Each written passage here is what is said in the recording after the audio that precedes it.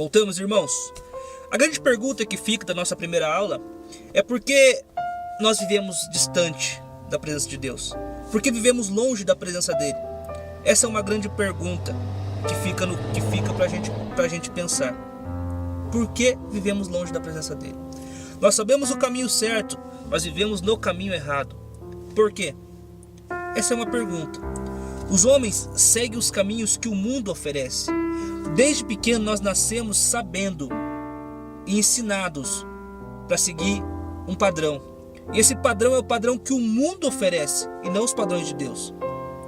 A gente cresce e passa por cima das pessoas. Denegrimos a imagem de outras pessoas. Nós mentimos, enganamos, tudo em busca de satisfação pessoal. Satanás aproveita dessas situações para nos enganar. Entendam isso. Nosso coração está focado no mundo e Satanás aproveita disso para nos enganar e acaba nos cegando, ficamos cegos, por isso nós não conseguimos enxergar a verdade. Os mesmos que a palavra de Deus não seja revelada, nos cega para que a palavra de Deus não seja revelada ao coração do homem, para que não cheguem ao conhecimento de Deus. Satanás tem cegado o entendimento das pessoas para não entender a palavra de Deus. Tenho certeza que quando você estava no mundo, você tentava ler a Bíblia às vezes, de vez em quando, e não entendia nada, justamente porque você estava cego. Satanás não queria que você reconhecesse a verdade. No livro de João, capítulo 8, versículo 32, diz assim: e conhecereis a verdade, e a verdade te libertará. Então você sairá dessa prisão que o Satanás te prende, que é a prisão do mundo. Leia lá, capítulo 2, 2 Coríntios, capítulo 4, versículo 4. Nos quais o Deus desse mundo, o diabo, Deus em minúsculo na Bíblia é sempre o diabo, o demônio.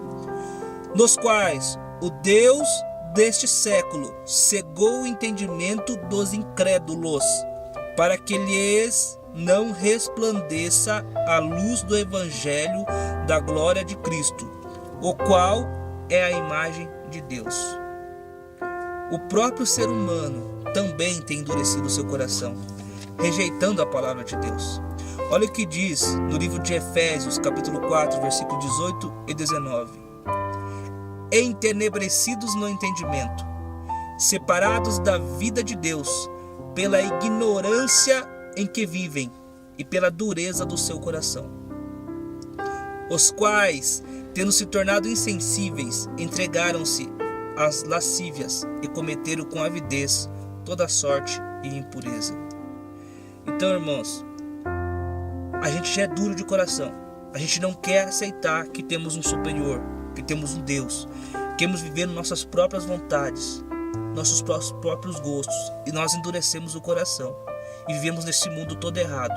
E aí o diabo ainda vem e nos cega para que não conhecemos a verdade, para não sermos libertos e sermos totalmente dependentes e viver nesse mundo errado e sofrendo e doença e tudo errado, no mundo perdido, pelo nosso coração endurecido e pela cegueira que o diabo traz em nossos corações e em nossas vidas. Em João capítulo 10, versículo 10 diz assim, o diabo não vem senão para matar, roubar e destruir. O diabo não vem senão para roubar, matar e destruir. Irmãos, entenda o que eu estou falando. Não tem nada de errado em você buscar satisfação interior. Não tem nada de errado você buscar uma carreira de sucesso. Não tem nada de errado você buscar um sucesso familiar. Não tem nada de errado. Mas desde que seja no caminho correto, no caminho certo, na vontade de Deus e não nas suas vontades. Veja o que diz no livro de Provérbios, capítulo 14, versículo 12. Há caminhos que ao homem parece direito, mas o fim dele conduz à morte. Há caminhos que às vezes para você acha que está direito, mas o fim desse caminho vai te conduzir à morte. Porque não é a vontade de Deus, e sim a tua vontade. E creia, irmão, Deus pode realizar os seus gostos, as suas vontades sim, desde que você seja alinhado com Ele, que você tenha um coração voltado para Ele. Você vai pedir e o Pai pode te atender sim.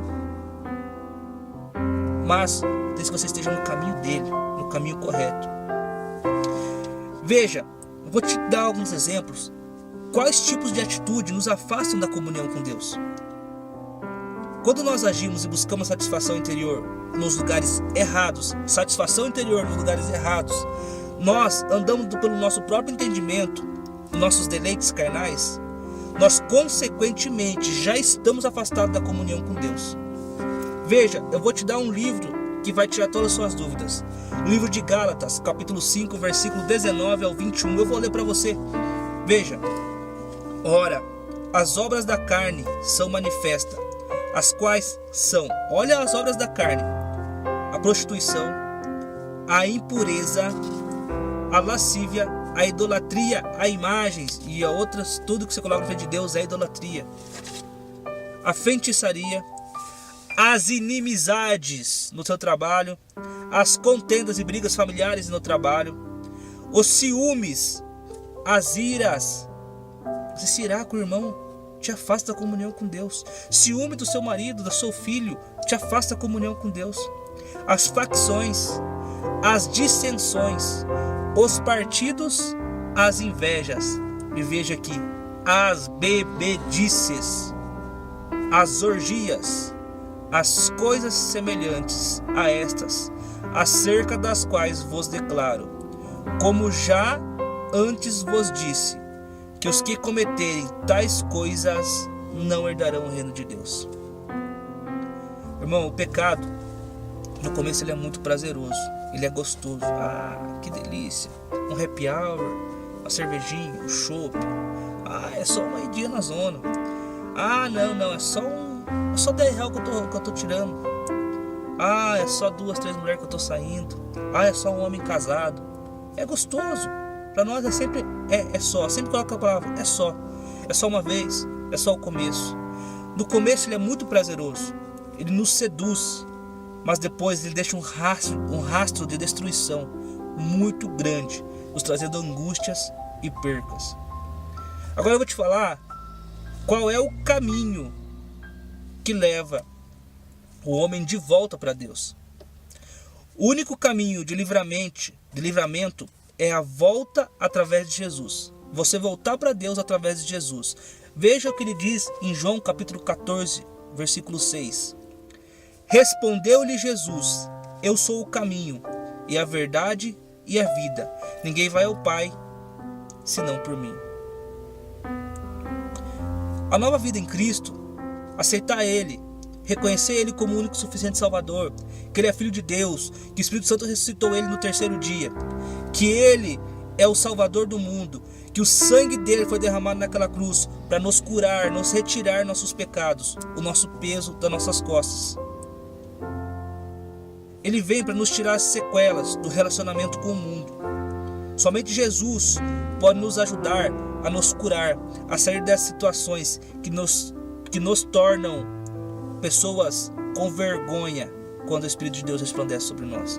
Nós ficamos com vergonha do que nós fizemos no passado. Em Provérbios capítulo 3, versículos 6 e 7, diz assim: reconhece-o em todos os teus caminhos, e ele endireitará as tuas veredas. Reconhece ele em todos os seus caminhos, ele vai te trazer de volta para os caminhos verdadeiros, para os caminhos corretos. Ele vai endireitar a tua vida. Não seja sábio a teus próprios olhos. Teme ao Senhor e aparta-te do mal. Não ache que você sabe tudo. Não ache que você é o cara sabidão, que você é o sábio de tudo. Ponha Ele na frente de tudo. Ponha Ele na frente das coisas. Teme Ele. Se afasta das coisas que te fazem mal. Dos amigos que te levavam para as coisas erradas. Dos amigos que te ligavam, queriam te levar para a balada. Dos amigos que te ligavam, queriam te levar para o posto. Dos amigos que te ligavam, queriam te levar para coisas erradas. Afasta-te do teu trabalho que te leva para o mal. Às vezes tem que te levar a mentir, a pecar, a roubar. Sai dele. Afasta-te do mal.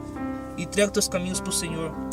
Em Provérbios capítulo 3, versículo 17, diz assim: os seus caminhos são caminhos de delícias, e todas as suas veredas são de paz. Os caminhos de Deus são caminhos de delícias, e todas as suas veredas são de paz.